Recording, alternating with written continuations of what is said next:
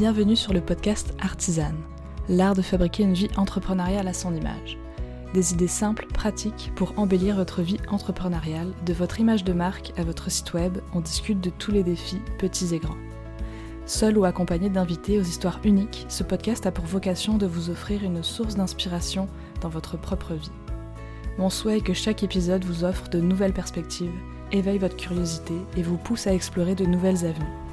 Ensemble, faisons fleurir votre entreprise. Allez vous chercher une délicieuse tisane et prenez place avec moi, on discute. Bonjour à tous, bienvenue sur le podcast Artisane. Aujourd'hui, j'aimerais rebondir sur quelque chose que Kat a partagé dans le dernier épisode. Elle parlait que quand elle était à Londres, son patron lui avait acheté une machine à coudre pour la garder motivée dans son travail parce qu'il savait qu'elle aimait faire ça. Et dans le fond, ça m'a amenée à réfléchir, c'est pas la première fois, mais qu'on sait jamais trop d'où va venir le support ou l'inspiration à faire ce qu'on aime. Ou des fois, ça prend pas grand-chose, comme son père qui lui a dit « Ah, mais pourquoi est-ce que tu vas pas étudier en mode ?» Sûrement que lui, à ce moment-là, il a pas essayé de la forcer à quoi que ce soit, c'est juste « Bah là, t'aimes coudre, va étudier là-dedans. » Et c'est ça, donc je voulais juste dire de garder un peu l'esprit ouvert parce qu'on sait jamais d'où l'inspiration va venir. Puis moi, par exemple, quand j'étais plus jeune, enfant, je bricolais beaucoup avec ma mère et ma grand-mère. Elles me partageaient ce qu'elles aimaient faire, puis j'ai appris à tricoter. Je faisais beaucoup aussi de bricolage avec du papier, ou en tout cas vraiment plein de choses, parce qu'elles aimaient, elles aiment faire ça, bricoler. Donc c'est ça. Puis j'ai aussi ma marraine qui m'offrait souvent des kits pour faire des savons, pour faire des bougies. Et je pense que ça nourrit vraiment le faire moi-même.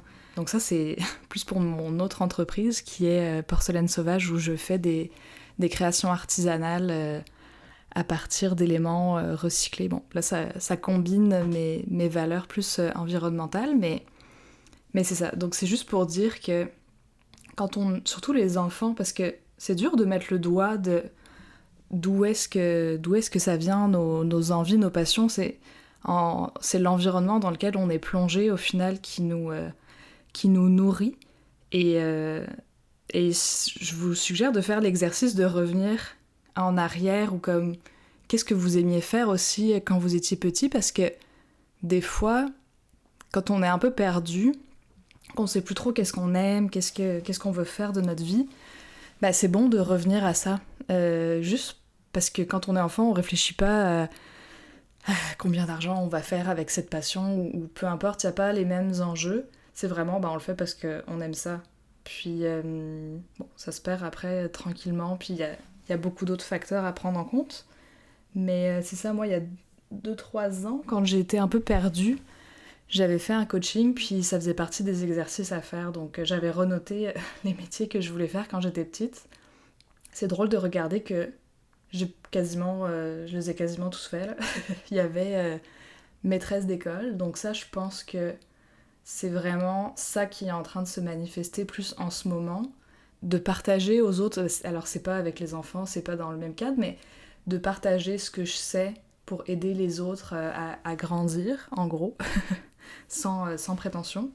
Puis aussi, je donne des ateliers avec Porcelaine Sauvage, donc pareil, là aussi, je transmets ce que je sais. Et il y a aussi le volet un peu encouragement quand même à faire des choses. Donc dans les ateliers, souvent les gens ils sont stressés du résultat, puis j'essaie de les reconnecter avec juste passer un bon moment, apprendre quelque chose de nouveau, puis et puis c'est ça, sans pression, parce que je trouve par contre que l'école des fois ça met un petit peu trop de pression là, avec les notes et tout. Là il n'y a pas de notes, c'est juste on fait quelque chose, puis on passe un bon moment. Ensuite, je voulais aussi être fleuriste, donc ça je l'ai semi-réalisé, puisque j'ai travaillé pendant 1 an dans une boutique de plantes, et au final j'utilise quand même les fleurs là dans mon travail, donc je pense qu'il y a quand même toujours cette touche là de nature qui est présente. Je voulais aussi être garde champêtre Donc pour moi, me promener à cheval dans les parcs, puis surveiller que tout est beau, que tout le monde respecte bien la nature, je le ressens plus dans les valeurs écologiques. Peut-être que c'était une autre façon de le verbaliser. Mais par contre, la partie artistique, artisanale, ça, je pense que je le faisais parce que j'aimais ça. Un peu comme Kat, elle faisait de la couture parce que juste elle aimait ça, puis elle est devenue entrepreneur sans vraiment se construire un projet en disant « Ah oui, je veux faire ça comme travail ». C'est comme une passion qui est présente, puis là, elle prend de plus en plus de place dans notre vie.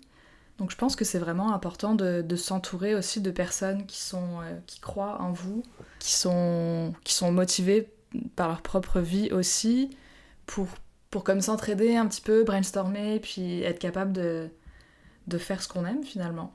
Parfois aussi, c'est vraiment plus facile quand on est à l'extérieur de regarder, puis de dire, il me semble que c'est évident. Là. J'avais fait aussi un coaching, puis là, tout était écrit, j'avais fait plein d'exercices, puis ma coach, elle me disait, moi, je vois clairement qu'est-ce que tu pourrais faire, mais bon, je veux que ça vienne de toi. Donc ça, c'est aussi un autre état d'esprit avec le coaching, mais c'est ça, des fois, c'est un proche qui peut dire, là, si t'aimes faire ça, fais ça, tout simplement.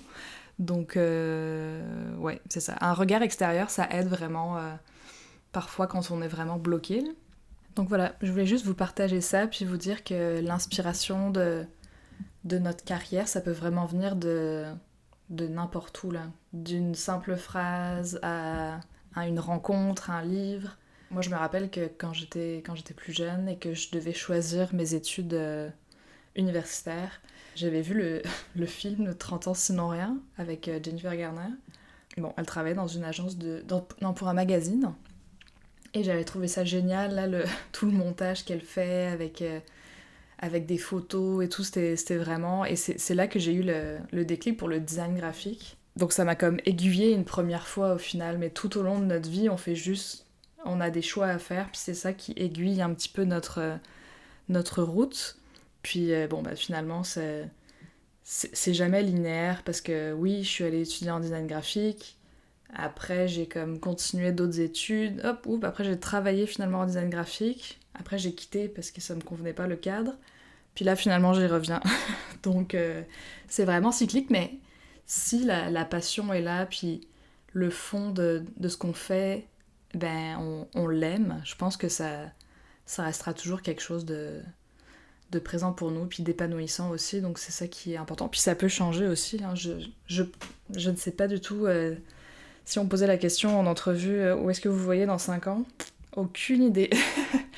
Vu le rythme auquel je développe des projets et je change de voie, j'en sais rien du tout. Mais c'est ça qui est fun aussi au final, c'est d'avoir un peu des surprises, puis se laisser porter par la vie et les opportunités, puis pas rester bloqué par peur. Bien, il existe tout un tas de peurs de rester dans une situation, mais je pense que prochainement aussi je vais faire une entrevue avec une entrepreneur en devenir, juste pour voir un peu c'est quoi les peurs justement avant de se lancer, ou quand on est en train de se lancer, parce que il y en a tout autant que même après quand on est en plein dedans. Alors c'est tout pour aujourd'hui, un épisode un peu court, mais je pense que c'est ça, j'avais envie de rebondir vraiment sur ce que Kat a dit, et puis vous le partagez. Donc merci à tous pour votre écoute. Si cet épisode vous a plu, n'hésitez pas à le partager sur les réseaux sociaux ou à une amie à qui ça pourrait faire du bien. Et je vous dis à la prochaine.